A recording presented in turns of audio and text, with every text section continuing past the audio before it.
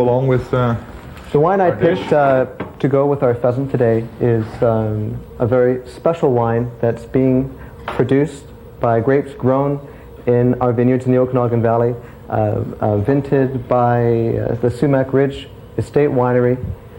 It's called Stellars Jay Cuvée, and it's a marvelous wine. It's a wine that's a sparkling wine made in the champagne method.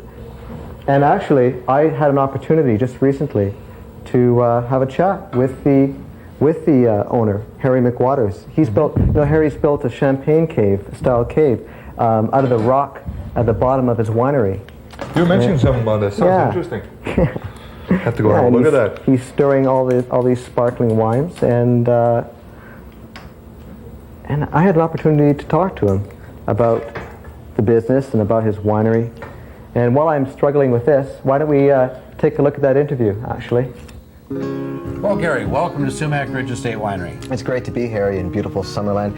Give us a little history on the background of Sumac Ridge Winery. First of all, we did our first vintage in 1980. Mm-hmm. We went to market the following summer here at the winery. Right. And along with the winery, we operate a very interesting golf course, the only golf course winery combination in the world. Yeah. We also operate a restaurant here at the winery, so we have a great affinity to food and wine. And the patio restaurant has an extraordinary vista view of the Okanagan. Typical Okanagan. That's right.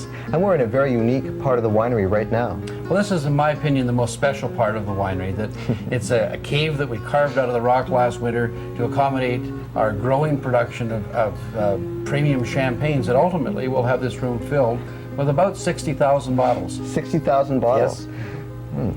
We're doing 3 different styles, actually, that will accommodate that. We have a cuvee, which is called Stellars Jay Cuvée, that we did in 1987. And then in 88, 89, we also did a Blanc de Blanc and a Blanc de Noir. And the cuvee, the Stellars Jay, now this was put down in 87 and released in 1989, December sometime? Yes, it was. December 15th, we released it for Christmas, and it was just an overwhelming success that we sold the entire production out in 5 hours at one bottle. And how many bottles are we talking about here? So we had about 700 bottles actually go to market. We sold a little over 500 that day here, and we did save some for a few restaurants, and we sabered a few actually that day. Can we saber one now? I'd like to taste this wine that's sold out so quickly. We can certainly attempt it. If you'll stand back a little bit, I'll see if I can get... Is there a possibility of this exploding maybe? Or? There's always that possibility. Now, this is the 87 Stellars Jay Cuvée. Whoa! Okay. Woo! Did that a little more definitely than the first one. That's great. Now, would you like to try this, Gary? Oh, please. I think I need it now. I think my heart's in my throat. Whoa. It's taken a little while to learn to saber with that confidence. When we first released it, the first day, I have to tell you, I was very skeptical. Right. But cheers. Cheers. Nice nose.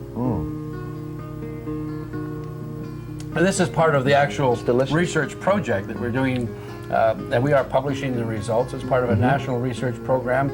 We're very excited about the type of grapes that we can grow in the area to produce this style and this quality of sparkling wine. I'm glad you brought that up, because this actually is a great climate here in British Columbia, in our northern desert climate here, for making this style of wine. It's ideal, not because we are cold in the winter, as a lot of people may think, but because we cool off after a long day of sunshine. We cool off to reasonably moderate temperatures in the evening. We have those cool evenings in the fall, which just makes it ideal to harvest the champagne grapes. And so these grapes retain a higher level of acidity than they may perhaps in California or other areas of the world. Certainly, and the higher acid really helps the wine. It gives it higher acid at a sugar level that's acceptable to make such a fine, complex champagne.